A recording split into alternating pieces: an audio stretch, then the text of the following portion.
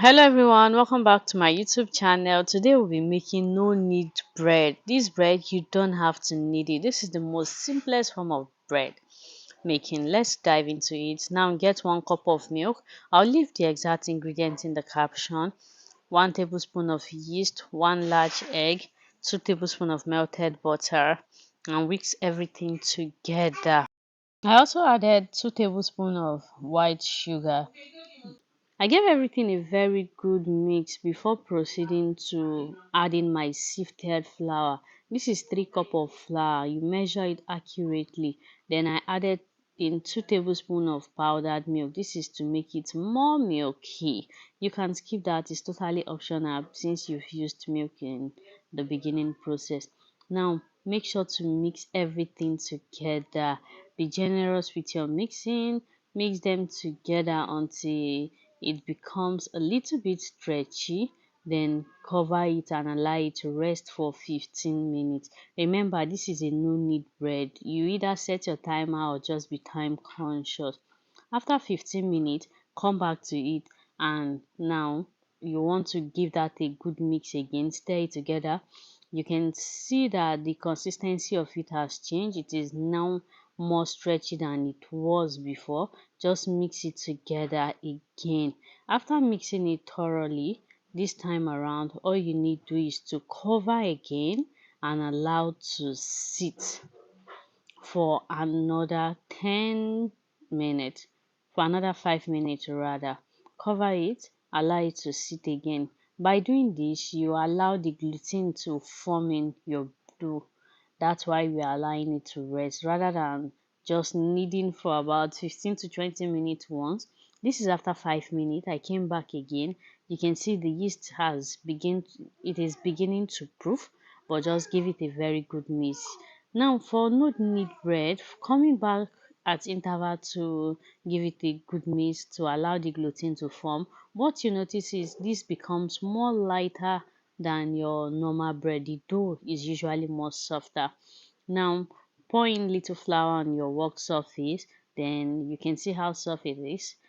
That's not a problem at all. Just add in your flour to the surface or oil to make it easy to work with. Just fold it into a round shape and transfer it to a bowl. Add in oil to your bowl.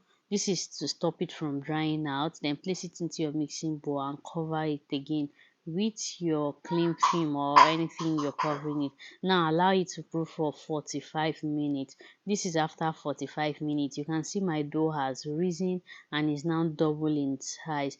Deflate the air Deflate the air before transferring it into your work surface. Now this is the semi-final step. Just apply flour to your work surface, then transfer your batter to it. Just fold it in to make sure it is round. Just make it round before cutting it into your desired shape. You can as well bake whole like that. It depends on the shape of bread you want. For me, I didn't want to bake it round. I just need something little bit different from what I've been doing. So what I did was to cut it into 6 parts. Now I try as much as I can into 8 parts rather. I tried as much as I could to make sure they are all the same size, but I don't think they are. That's fine. They are not twin, they are just siblings. Now just mold that into a round shape, then put into your baking dish. You can use a bread pan, but I'm using a baking dish for this. I just roll that into a circular shape, then place it into my baking dish. I did it for all of the bread until I had none left. Now you have to be careful while molding it because this is softer. If it is too soft, just add in little flour to your surface or oil your palm. Any which way, just make it easier for you to work with. Repeat the process until you are done with all the bread. The smoother the surface is, if the surface is smooth, your bread will come out very smooth at the surface. But it doesn't matter if it is not smooth. it gets better with time. The more you do it, the more smoother it becomes. Mine too was not so smooth because this day I was so much in a hurry and it was raining. I needed to finish what I was doing very fast. So just smooth that and place in the pan, cover it and allow it to rise for about 30 minutes. Now let's prepare our egg wash. For this we need just one egg, then a little bit of water. This you just mix together. The purpose of egg wash is to give it that nice golden color you see at the top of your bread.